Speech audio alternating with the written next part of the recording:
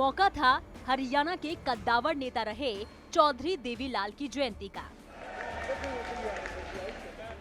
फतेहाबाद में आयोजित इस रैली के लिए इनेलो ने अपनी पूरी ताकत झोंक दी थी। देश भर से विपक्षी नेताओं को सिरसा बुलाया गया।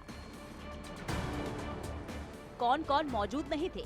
मंच पर उन तमाम चेहरों को देख रहे होंगे जो विपक्ष में रहकर पीएम मोदी को अपना सबसे बड़ा दुश्मन मानते हैं। लेकिन सवाल ये कि क्या इस तस्वीर से देश की राजनीति में कोई फर्क पड़ने वाला है? क्या ये तस्वीर पीएम मोदी के बढ़ते कदम को रोक पाएगी? ये सवाल इसलिए भी अहम है क्योंकि जिस इनेलो के बुलावे पर देश भर के तमाम दिग्गज एक मंच पर जुटे हैं, वो खुद हरियाणा में अपना जनाधार खो चुकी है। हालात इतने खराब हैं कि लोकसभा सीट को तो छोड़िए, विधानसभा में इनेलो एक सीट वाली पार्टी रह गई है और खुद अभय चौटाला जीतकर आए हुए हैं। रही बात दूसरी पार्टियों की, तो आपको मंच पर वो तमाम चेहरे दिख जाएंगे जो अपने अपने राज्यों में जनाधार खो चुके हैं।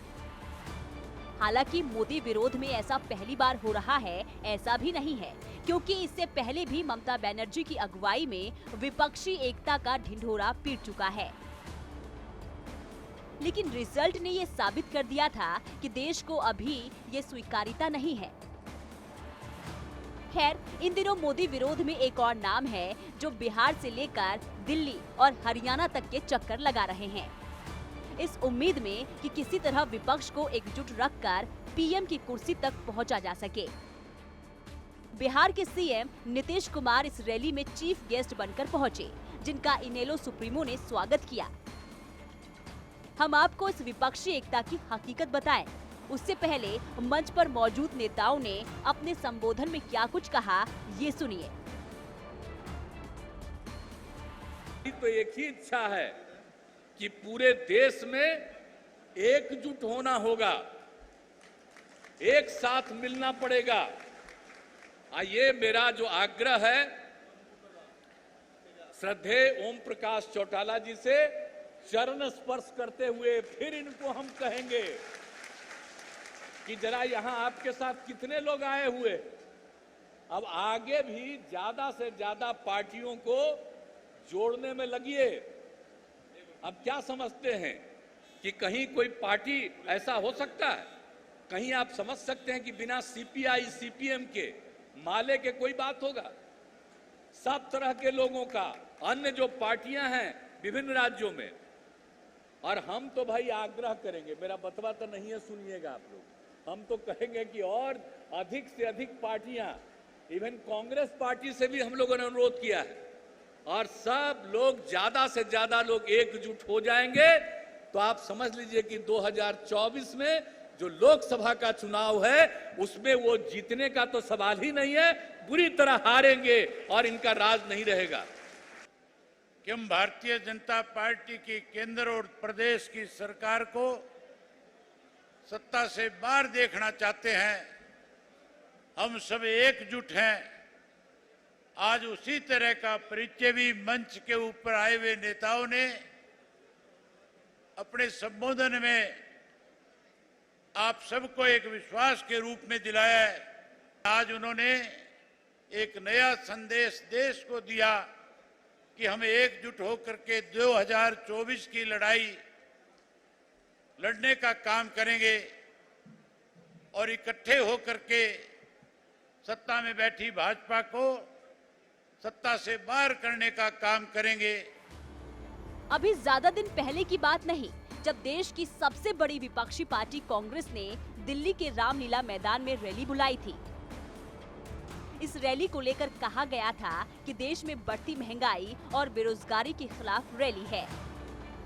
लेकिन चुनावी भाषण और यहाँ लगे बैनर पोस्टर इस बात को चीख चीख कर कह रहे थे कि रैली कांग्रेस राहुल गांधी को लॉन्च करने के साथ देश के तमाम छोटे दलों को ये बताने के लिए बुलाई गई थी कि अभी कांग्रेस जिंदा है और कोई दूसरा दल कांग्रेस की जगह नहीं ले सकता है।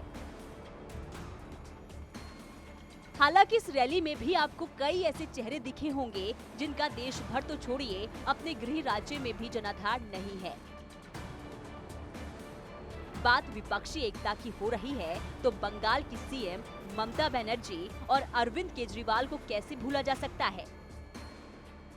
आपको बता दें कि इन दोनों ही नेता ने विपक्ष की सभी रैली से खुद को दूर रखा है। अब इसके क्या मायने निकाले जाएं? क्या ममता बनर्जी के बिना विपक्ष की बात पूरी हो सकती है? क्योंकि कांग्रेस के बाद ममता की टीएमसी ही है जिसके लोकसभा में सबसे अधिक सांसद हैं। पीएम का सपना देख रहे विपक्षी दलों के लिए चुनौती इतनी भर ही नहीं है। सवाल उन चेहरों को लेकर भी है जिसकी देश भर में स्वीकारिता हो और ऐसा कोई भी चेहरा विपक्ष आगे नहीं कर सका है। जबकि बीजेपी के पास मोदी जैसा लोकप्रिय चेहरा है जिसके दम पर 3 बार गुजरात और 2 बार देश का चुनाव बीजेपी जीत चुकी है। इतना ही नहीं, पिछले कुछ सालों में मोदी के चेहरे के भरोसे बीजेपी ने अपना 18 राज्यों में विस्तार भी किया है। दुनिया की सबसे बड़ी संगठन होने का तमगा बीजेपी को हासिल हुआ है और इन सब के बावजूद बीजेपी के पास आरएसएस जैसा मजबूत संगठन है जो हर चुनाव में बीजेपी को बैक सपोर्ट करती है। हालांकि इन दिनों कांग्रेस देश भर में जमीन नाप रही है ताकि लोकसभा चुनाव में कोई चमत्कार हो सके। पिछले 7 सितंबर से राहुल गांधी भारत जोड़ो यात्रा पर निकले हुए हैं। करीब 150 दिनों तक चलने वाली ये यात्रा कश्मीर से कन्याकुमारी तक होगी और कांग्रेस को पूरा भरोसा है कि इससे वो बीजेपी को चुनावी मात देने में सफल हो पाएगी।